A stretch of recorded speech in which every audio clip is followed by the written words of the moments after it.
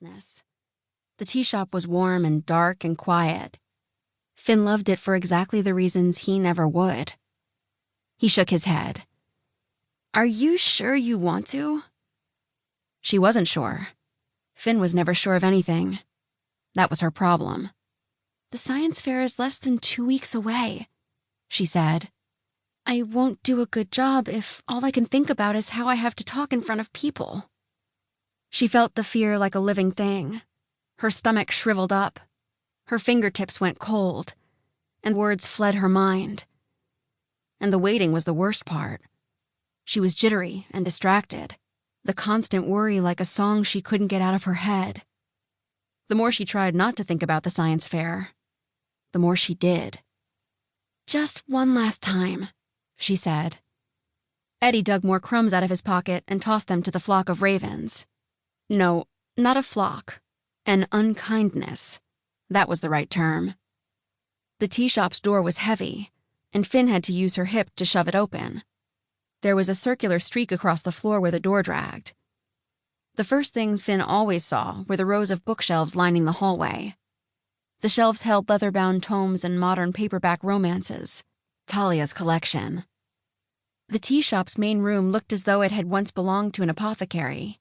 There was an old wooden counter, and behind it, the tea kept in mason jars with handwritten labels. Sunlight glinted off chamomile blooms, the tight curls of dried oranges, and the dark brown Ceylon leaves. Atop the bar sat a heavy mortar and pestle. It was made of rose quartz crystal, pink with veins of white.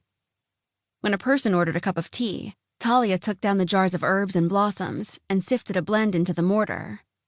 A customer whispered a memory into the tea, and then the memory was gone. It was the price that such magic demanded.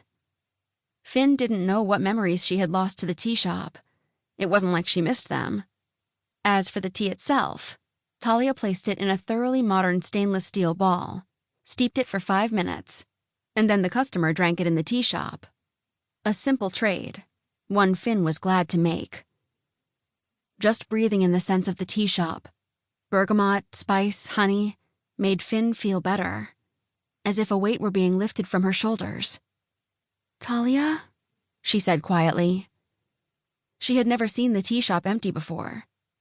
There was no sign of the older woman. She stepped a little closer to the counter, unease roiling in her stomach. For a moment, she wondered if the tea shop was closed. Maybe Talia had forgotten to lock the front door. The idea of being somewhere she shouldn't be sent a shiver through Finn, and she clenched her teeth against the desire to leave. It would all be better once she got the tea. She just needed to do something, like ring the bell at the counter or call out.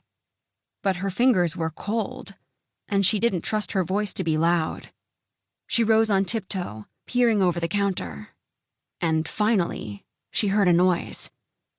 A groan, and the sound of it made Finn jump. It seemed to be coming from the back room. Finn had never been there. A metal nameplate read, "Employees Only, Storeroom." Today that door was open a few scant inches. The groan came a second time. Finn stepped closer, heart throbbing. She placed her fingers against the door and pushed. "Talia?"